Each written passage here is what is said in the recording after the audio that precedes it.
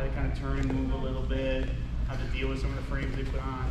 And one of the options that Professor Sean showed that I want to double click into today is how to deal with when I'm controlling my partner's side control, how to deal, guys, come where you need to come to see, all right? Because I'm going to be kind of doing things on both sides of my partner's body, so you should be towards Mac's head to see everything, okay?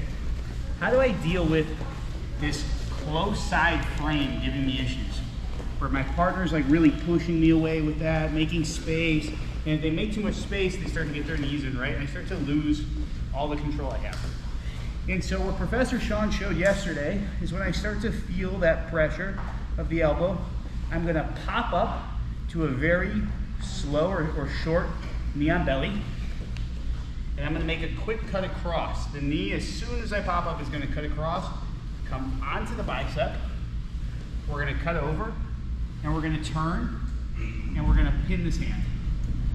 Okay, now I can pin it either way, guys. I can pin it with the left leg forward, I can pin it with the right leg on top, I can pin it with both legs on top. This is what we talked about yesterday, right? We get good control and we start to attack. What I want to talk about today is a fourth way of pinning this arm that I think is the optimal way. So same thing's going to happen. My partner's going to press onto me. I'm going to pop up. I'm going to knee cut to kill this. To clear the space, I'm going to use my free foot step. I'm then going to turn.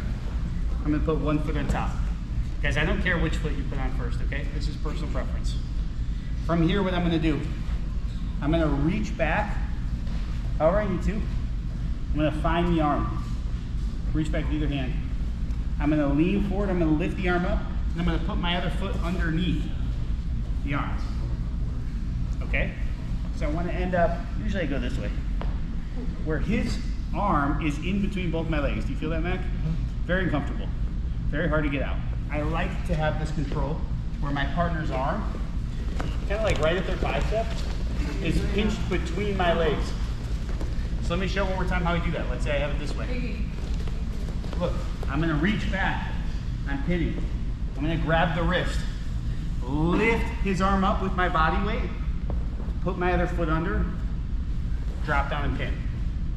Okay? Are you feeling a pinching or is it just tight? Yeah, it's clamping on my bicep for sure. Oh, it's clamping. Yeah. You shouldn't get like a sub here, right? There's no like, I mean, this is a little bit uncomfortable. This is called the top side crucifix. It's not like the end of the world, but your partner can't move, right? They're very stuck, right? As Matt tries to do anything, he really can't get this arm out.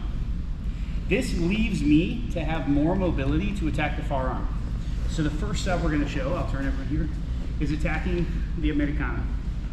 I'm gonna use my weight forward, use my chest to stretch out his arm, to expose his wrist. Good thing is when he tries to move and free the arm that I'm getting light on, it's trapped to my feet. He can't go far. I've got a good pinch for it. I'm gonna reach and grab the wrist, and I'm gonna pin it. When I pin the wrist, I pin with my elbow close to my partner's ear, and that goes down first. Why is that? Because if I reach to pin the wrist and my elbow's not on the ground, straighten your arm. He straightens his arm. I can't do the americana. But if I pin and my elbow comes down first, now straighten your arm. Can't do it. It's just basic mechanics, guys. Okay? It's not some superhuman strength. It's just physics. My elbow comes down first. Boom. From here, my free hand is going to reach under the arm, grab my own wrist. I'm going to rev the engine. So both hands rev forward. And here I'm going to try to paint a C on the mat while bringing my partner's elbow to their rib. I didn't get very far. If I don't do that, if I don't rev, if I don't paint, if I don't bring the elbow down to the rib, look, there's a lot more range of motion, not a ton for Mac, but for some people more range of motion before I get to tap. When I rev it all up, look, I'm getting tapped, not even moving. Okay, this makes it all much tighter. Can you see this? Yeah. I'm gonna use someone with better, who has got decent shoulders?